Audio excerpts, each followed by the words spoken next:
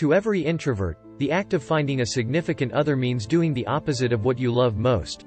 Blowing through another Netflix murder mystery series in fleece-lined sweatpants. But if you actually want a partner in crime docs, it means the dreaded putting yourself out there. Yes, it might mean squandering a night in for a Tinder date who talks about investment banking all night long and never asks you a single question. But, luckily, there are some ways to make the act of going out just a little less of a daunting hell ride. Here are 11 tips for dating if you're a tried and true introvert. 1. Take the pressure off yourself to be perfect. A date can too often feel like a performance, or worse, an evaluation, which makes us freeze up, says Dr. Ellen Hendrickson, author of How to Be Yourself, Quiet Your Inner Critic and Rise Above Social Anxiety. It's much better to expect an awkward silence or two and a couple of jokes that fall flat. Honestly, you'd have to be a narcissist or sociopath to not even be a little self-conscious or visibly uncomfortable on a first date.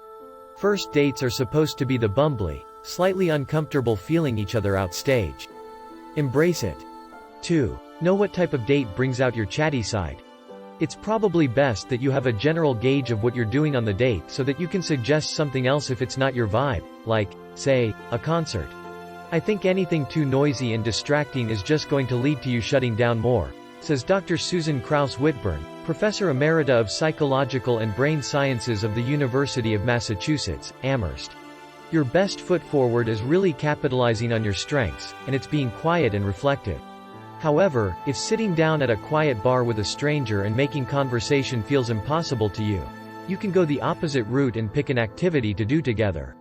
Some anxious introverts swear by attending an event, like a reading or a comedy show, because it provides a built-in topic of discussion afterwards, says Dr. Hendrickson. Whatever it is, just make sure it's something that'll make you feel comfortable. 3. Wear something comfy and familiar. If your day-to-day look is a sweater and jeans, you'll probably want to forego statement lipstick and an open-back dress even if you think it comes off as more confident. If you're focusing on how abnormal you feel, it only ups the pressure. It's the same as a job interview. You don't want to wear a brand new outfit and not know if it's too tight or too short, says Dr. Whitburn. Wear something you had good experiences with before and feel good about, and is appropriate for the occasion. 4. Prep a little ahead on convo topics. If you're extra worried about running out of things to talk about, Dr. Whitburn suggests a bit of pre-planning. You can find out a little bit about the person ahead of time and have topics that won't run into dead ends. Be real. If you found this person on an app, you probably scoped out their Instagram anyway. No harm in turning some of those hiking pics from 7 weeks ago into first date question gold.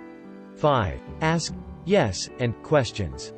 Steer clear of closed-ended interview questions that can be answered in one word, like, "Where are you from?" or, "Do you have any siblings?" says Dr. Hendrickson. Think of the cardinal rule of comedy improv: yes, and. Listen to whatever is being said, and then riff off of it.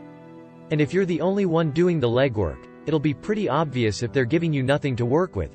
Then your date just sucks and you can close out your tab in peace. 6. Absolutely have a way out of the date if need be. In the event of being saddled with the worst conversationalist, or just someone with horrible opinions, you'll want a foolproof way out. Anxiety is driven by uncertainty, so if you have a flexible exit plan, you'll feel more confident, says Dr. Hendrickson. And if you're afraid of feeling the pressure to stay out really late, even if the date is good, you can plan something between events, or during the day. It's good to have a definite time you need it to be over with, says Dr. Whitburn. If you go on a Saturday afternoon date, there's no commitment then to what happens next. 7. Get feedback if every date is a flop. If you've gone on a handful of dates and they've all been stilted and painful to get through, it might be good to reevaluate your own behavior on dates. If you're insecure about your social skills, you could get feedback from close friends and find out how you're coming across, says Dr. Whitburn. 8. Figure out if you actually have social anxiety, not just introversion. Introversion is a personality trait and preference. It doesn't automatically make you shy or awkward. If the idea of talking to anyone new freaks you out, even if it's about all the things you hardcore stand the most, you might be more than just introverted. With social anxiety, one of the biggest fears people have is meeting strangers, says Dr. Whitburn. If you think you have a lot of fears that cluster together, it might be good to seek counseling and find out where these fears of meeting new people are coming from. 9. Ditch the apps if they're stressing you out. Introverts can feel immense dating app fatigue, especially when they're stuck in a cycle of swiping but never wanting to actually go on the date. If you had a couple of bad experiences with apps, you're going to be even more nervous about it, says Dr. Whitburn. If you don't like an online app and you don't want to go out, it's going to make tough and put more pressure on you. So how do you meet people sans apps? There's scoping out people at a party or joining a club, which also means pushing yourself out of your comfort zone, but hey, at least you'll better know if you mesh well with someone off the bat. And then there's diving into your network. I think meeting people through mutual friends is an excellent strategy, says Dr. Hendrickson. They're already vetted, known entities, plus you have built-in commonalities to talk about. In any case, being a homebody doesn't mean apps are the most approachable way to date. 10. Compromise on going out with your partner sometimes. Okay, so you found someone who's great but wants to go out a little more often than you do. How do you compromise? Sometimes it's worth channeling your inner extrovert, says Dr. Hendrickson. We may not love psyching ourselves up to be on, but if a person or a cause is important to you, it's absolutely worth it to push yourself. Plus, there's one key element that's different from you being stuck at a house party alone. If you're comfortable with your partner, they'll be there with you, says Dr. Whitburn. You might find it was more fun than you thought it would be. 11. But also date someone who gets you. If you need a little push to get out and have fun, dating someone more extroverted can accomplish that, says Dr. Hendrickson. But if you're already really hard on yourself and push yourself mercilessly, it can be validating to date someone who unabashedly stays in. The main thing is, this person has to accept your nesting, blanket fort enthusiast ways and never make you feel bad for them. I think when you're comfortable with someone, you don't need to explain your introversion, says Dr. Whitburn.